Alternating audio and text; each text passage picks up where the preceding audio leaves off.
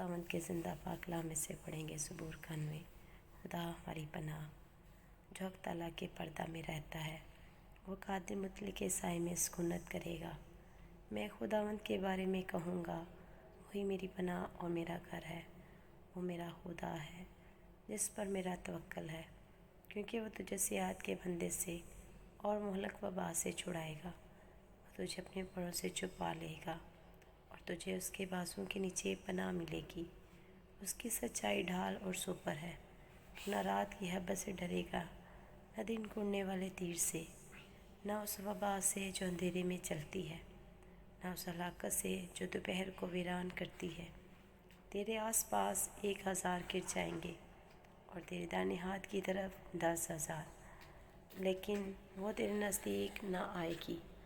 لیکن تو اپنی آنکھوں سے نگاہ کرے گا اور شریروں کے انجام کو دیکھے گا۔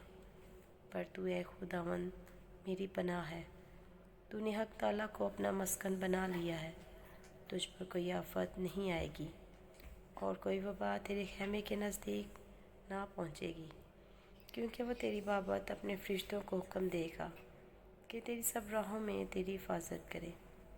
تجھے اپنے ہاتھوں پر اٹھا لیں گے تاکہ ایسا نہ ہو کہ تیرے پاؤں کو پتھر سے ٹھیس لگے۔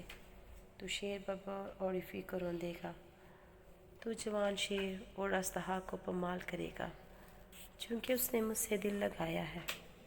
اس لیے میں اسے چھڑاؤں گا، میں اسے سرفراز کروں گا، کیونکہ اس نے میرا نام پہچانا ہے۔ وہ مجھے پکارے گا، میں اسے جواب دوں گا۔